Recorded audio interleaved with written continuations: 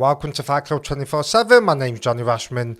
Right, let's get straight into it. Anthony Joshua will take on Francis Ngannou March the 8th in Saudi Arabia. Right, we're back again. Obviously, the last time Francis Ngannou entered the boxing ring, I absolutely hammered him before the fight.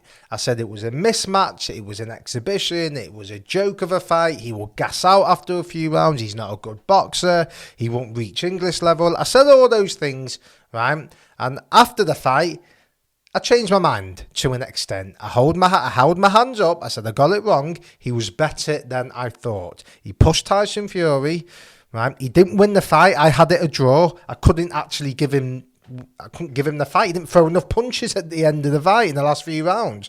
Right, but I actually couldn't give it Tyson. I gave it a draw, and I hold my hands up. I got it wrong. However, just because he put in a better performance than I expected, doesn't mean he's a world-class boxer. You know, his performance has been blown out of proportion, right? It's just ridiculous, right? In the cold light of day, this guy's never won a professional boxing match. He's only had one professional boxing match that's on his record, right? You don't become a world-class boxer after one fight. I don't care what you've done in MMA, you don't. When he fought Tyson, he looked more of a boxer than I thought he would have been, right? So he didn't look like an MMA fighter who was boxing. He looked like a boxer. He kept his shape well. He kept his balance. He threw his shots well. His technique was decent. Fine. But it wasn't world class, right? Now, I made the mistake of not saying before the fight that Tyson's not had any footage of him, and I thought Tyson would prepare diligently. You know, even the 50% Tyson Fury, we should have dealt with him emphatically, but he didn't, right? Tyson Fury clearly overlooked him. If you want to pretend he didn't, that's up to you, right? The evidence suggests this. He booked a fight literally, 8 weeks after against Usyk. He booked it. They announced it, the biggest fight in boxing history, right? The most lucrative fight, and he announces it knowing he's got a fight against Francis Ngannou. So that tells you we completely overlooked him. That tells you he came in at a career heaviest. Not because he was on an extensive strength and conditioning program and he packed on a load of muscle. It's because he was eating too many burgers and he wasn't doing what he should have been doing in training camp. His own dad said it was a joke of a training camp. Martin Bakoli, who's a sparring partner, said he's never seen anything like it. He said he's never seen Tyson spar like that. They said it was a joke. Now, yes, Tyson is going to say before the fight that his camp went well. And he might even say it afterwards. No fighter in history says before a fight the camp's not gone well, right? They don't want to give their opponent any advantages, right? They're not going to say that, right? Clearly his camp didn't go well. The fact he came in at a career heaviest tells you this. His career heaviest prior to that was against Deontay Wilder in a trilogy fight, right? And he said he had tremendous problems in that camp to the point where I think his own team wanted to pull him out. I think he had problems with his newborn daughter, I believe. He had other problems, you know. So I don't think they were talking about pulling him out that fight, right? So if he came in heavier against Ngannou, what does that tell you? It doesn't matter if he's been training for 12 weeks or 12 years. He completely overlooked him. And if you look at the fight, the first few seconds, Tyson walks up to him. He throws a right hand and left hook, or a right hand. I can't remember exactly what it was, but he just walked up to him and swung punches. He's never done that, Tyson. He's never done that because he thought he would blow him over. He thought what most people were thinking, like myself, that he would just blow Francis over. And he didn't, right? And Francis was stronger on the inside than he thought, and he had the more balance than he thought, and it ended up being a tough fight. Okay, fine, got it wrong, hold my hands up. But as I'm going to keep saying, Francis Ngannou is not a world-class boxer. Anthony Joshua is a different kettle of fish. He's got 10 rounds of footage to review. Right? He's not coming in out of shape. He's coming in form. This is a different fight.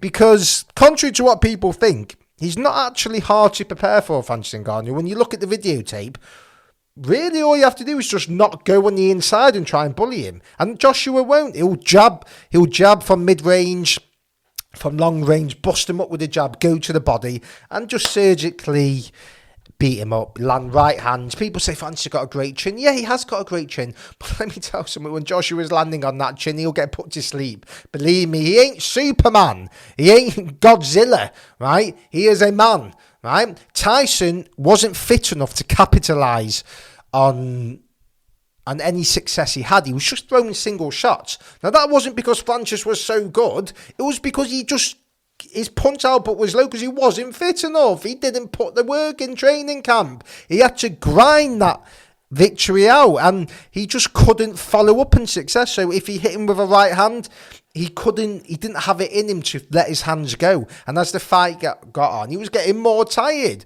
right? The punch output was low from Tyson. Why? It's never usually that low. Not because Francis is suddenly Mike Tyson and Muhammad Ali rolled into one. He just performed badly. And if people want to brush that under the carpet and say it's excuses, that's up to you. You're not talking about this from a realistic point of view. Right? I'm not taking anything away from Francis.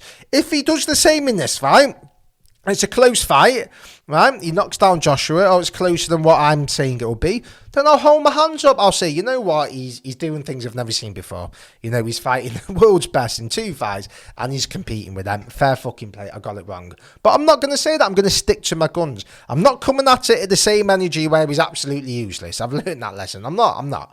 Could he catch Anthony Joshua? Yes, of course he can. He's got the power. He's proved it. He can throw his shots, right? Do I think he is going to catch Anthony Joshua and knock him out? He'll land a shot, but he's not going to knock him out. I think it's a very comfortable fight for AJ. AJ is the superior boxer. There's people trying to say it's a 50-50 fight. Oh, Anthony got beat by Ruiz. So, Ruiz is a world-class fighter. He lost the fight. He won the rematch. Okay, so just because he lost to Ruiz, that means he's going to lose to Francis Ngannou. Ruiz would batter Francis Ngannou. Right, we're talking now that Francis is a world-caliber fighter, level fighter. He can beat Wilder, he can beat Joyce, he can beat Wallin, he can beat all these fighters. We've not seen it. We've seen him in a one-off fight, right, where Tyson took his eye off the ball. That's it. Now, if he performs in this fight, then it's a different story, right? I'll have to say, listen, no matter what I say, there's no excuses, right? The guy's a unicorn. He's doing things I've never seen before. But I don't believe it will be the case. I think they'll look at the tape footage and it's a relatively easy fight. You're telling me this Ngannou fight is a harder fight to prepare for than Joe Parker, Povetkin, Klitschko, Usyk, even Wallin? Yeah, come on. Like, it's just been blown out of the atmosphere. His performance, people are talking like he's a world level fighter. He just did better than we thought, right? That is it. He did much better than anyone anticipated. And I think people are putting 2 and 2 together and coming up with 5. I expect Anthony Joshua to comfortably dispatch of him. I'm not saying he's going to go up to him and knock him out in the first round. He's not. Because he'll know not to you can't steamroll him, right? He's not bad enough where you can just walk through him and steamroll him. You have to take your time. Fury tried to steamroll him. Didn't work, right? Joshua won't have that mindset. He's got the tape footage. He'll know. Don't try and bully this guy on the inside. He's strong as an ox, right? That's from his MMA background. You can't grapple him, right? So just box from mid-range. And now he double the jab, treble the jab, go to the body, come up and down. Let's see how Francis is when he's taking shots, because he wasn't taking that many from Fury. There was a few that landed. There was one that took him off his feet. Literally took him off his feet. People pretend that didn't happen. I think it was a left hand. It was a left right hand, and it lifted him up off his feet. He took it well, right? But let's see when Joshua's throwing his combinations against him. Because AJ, again, is just getting discredited. I mean, like, people talk about this guy like he's never achieved anything. It's just unbelievable. He's an Olympic game gold medalist, 2-time unified world heavyweight champion. It's unbelievable, right? This is a comfortable fight for Anthony Joshua. He will go through Ngannou like a hot knife through butter. He's too good, he's too fast, he's too strong, he's a better boxer. The only playing time for Ngannou if he lands is shots, right? And if you look at the Tyson Fury knockdown, I mean, Tyson, he went for a 1-2 and he missed and Ngannou blocked it, and then I think he tried to throw another 1-2 and Ngannou just threw the shot.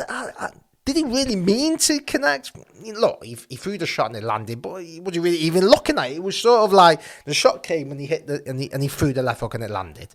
Right? I have to see him do it again. Right? I don't want to call it a lucky punch, but but what did he do after that?